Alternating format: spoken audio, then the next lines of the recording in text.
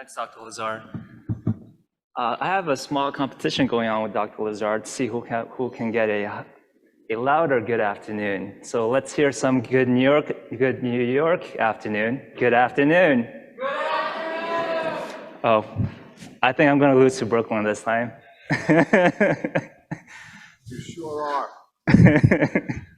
are. Earlier this morning, the World Bank session began with a video that flew you in on Zipline's drone over Africa. The best I can do is paint you a mental picture of that. I don't have any cool video to show you, but that's all I can do. But ViviScout has similar aspirations of entering Africa. The founder of Zipline is Keenan. Similar to Keenan, I am also a graduate of Johns Hopkins University with a different major. I study biomedical engineering. I am the founder of ViviScout. On my recent journey with ViviScout, I realized that the challenge of solving an impossible cardiovascular problem requires expertise in neuroscience. Dave, who is a neuroscientist, has been my Wozniak to the problem. Quick regulatory reminder that the following slides may contain forward-looking statements and information. So now let's begin with some humor and curiosity. Has anyone asked ChatGPT, what is a moonshot? See a show of hands? Maybe one. I think I see no hands. So let's ask ChatGPT how it defines a moonshot. A moonshot is an innovative solution that is thought to be impossible, very difficult, with a high risk of failure. But the good part is that if there is such a solution, the solution will be ambitious and groundbreaking. So what do you think ChatGPT would say if we ask for a moonshot solution in cardiovascular diseases? Let's give it some time. It's a hard answer. Well, as you can see, as of its last update, and mind you, this is ChatGPT 4 that I asked, not ChatGPT 3. A moonshot for cardiovascular disease is still undefined. So let's define it for ChatGPT.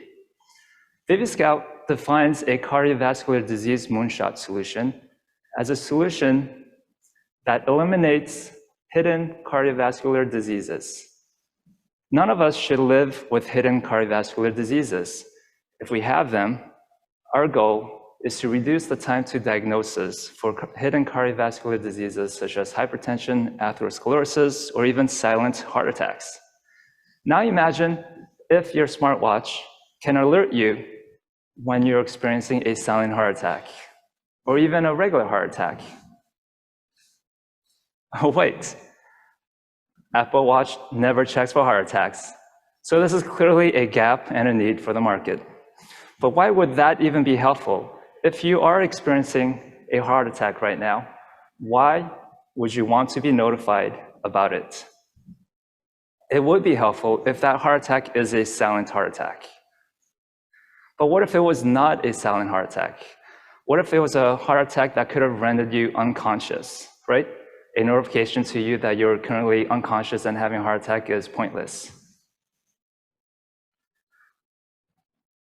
What if we were developing a technology that can detect heart attacks and send an alert to the nearest ambulance that someone nearby in your neighborhood, in the ambulance's neighborhood, just had a heart attack? Imagine the health economic benefits to this situation. Now imagine how many lives we could save with this technology. Now, what if I told you this technology could be a few years away? You might want to jump on this bandwagon immediately. But wait, there's more. What if this technology is not diagnostic, but predictive? What if we had a technology that can warn you 30 minutes before you experience a heart attack? What would you do if you knew you're about to have a heart attack in the next 30 minutes? Would you act on that intel to save yourself? But if you don't want the stress of knowing, which could be very stressful, this technology could spin up an ambulance to your location and be nearby waiting when that heart attack happens. Yes, it sounds like science fiction, and it does sound like a bit of Minority Report coming to life. That is our long-term vision. Our first clinical study explored a less costly path to market, which encompasses our near-term goals. Our first commercial effort has the ambition to provide real-time, instantaneous blood pressure readings to the 1.2 billion people globally living with hypertension. Let that settle in. Blood pressure readings at the frequency of your heartbeat.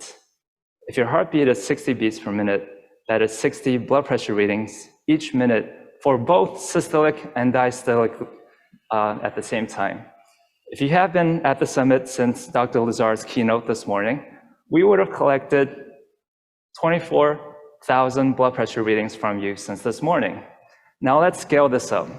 If we were collecting blood pressure measurements since this morning from the 1.28 billion people living with hypertension, that amounts to 30 trillion blood pressure readings.